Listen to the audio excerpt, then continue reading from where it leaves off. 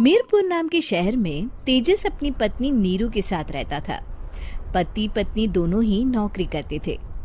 एक दिन तेजस गांव अपनी माँ के पास फोन करता है।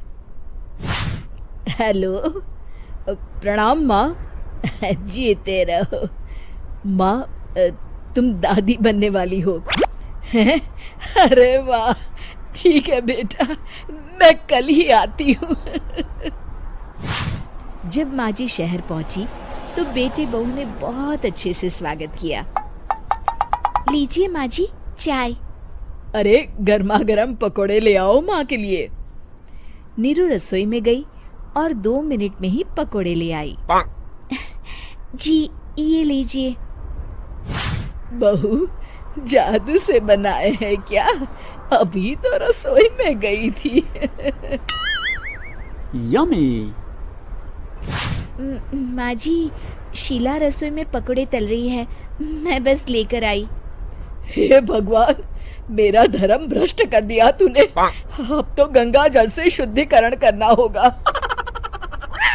दूसरे दिन, माँ जी मैंने नाश्ता बना दिया है, ऑफिस जा रही हूँ।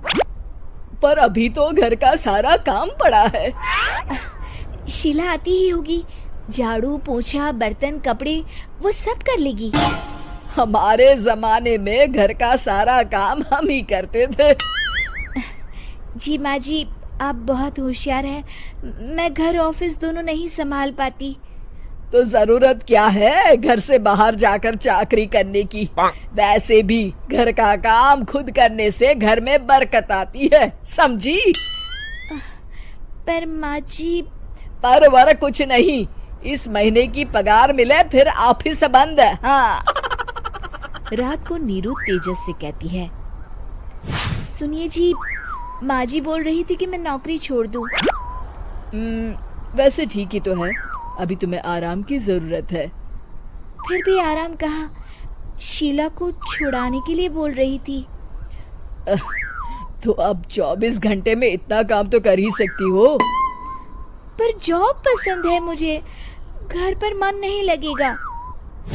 अगले दिन जब दोनों ऑफिस के लिए निकल रहे थे, मेरी तो कोई कीमत ही नहीं है इस घर में। माँ जी, आजकल महंगाई बहुत है, रहन सहन भी बदल गया है, दोनों नौकरी करते हैं तभी ठीक रहता है। अच्छा, तू कहना क्या चाहती है? मेरा बेटा तुझे बिठा के खिला नहीं सकता?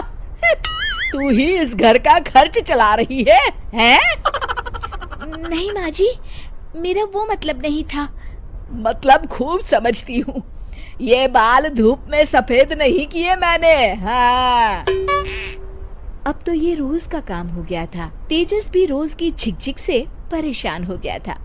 एक दिन उसने कहा, नीरू, वैसे भी तुम्हें मैटरनिटी लीव मिलने वाली है, तो अभी से ही छुट्टी ले लो। पर क्या, मेरी सैलरी अच्छी खासी है। आखिर नीरू ने रिजाइन कर दिया। जब बच्चा हुआ तो घर में सब बहुत खुश हुए। कुछ दिनों बाद तेजस फाइल देख रहा था। क्या हुआ तेजस, कुछ परेशान लग रहे हो? हाँ, वो हमारी जितनी सेविंग्स थी वो तो हॉस्पिटल में और छठी के फंक्शन में खत्म हो गई है नीरू। और अभी वैसे मंदी चल रही है तो मैं बोल रही थी कल मुन्ना को हेपेटाइटिस का टीका लगवाना है। नीरू, क्या पोस्टपोन नहीं कर सकते? नहीं जी, बिल्कुल नहीं। अब तेजस को समझ में आ रहा था कि उससे गलती हुई है। पैसों की कमी का असर घर के माहौल पर भी पड़ रहा था। अगले दिन, बेटा मेरा चश्मा और ये दवाइयाँ ले आना, पर्चा देते हुए माँ जी ने कहा। जी। तेजस, मुन्ना के लिए दूध का डिब्बा और डायपर भी ले आना, और ये किराने के सामान की लिस्ट है, इसे भी लाना है। तेजस गुस्से में लिस्ट मरोड़कर फेंकता है और चिल्लाता है, पैसे क्या पेड़ पर उगते हैं? ये ले आना, वो ले आना। अरे, पर ये जरूरत का सामान ही है। वो गुस्से में बिना कुछ कहे ऑफिस चला गया। अरे लंच तो ले जाइए। नीरू दौड़कर डिब्बा पकड़ाती है। एक दिन खाना खाने के बाद, नीरू, अब तो मुन्ना कुछ बड़ा हो गया, तो अब तुम वापस ज्वाइन कर लो ना जॉब। पर इस रिसेशन में जॉब मिलना बहुत मुश्किल है। ट्राई तो करो। फिर मुन्ना?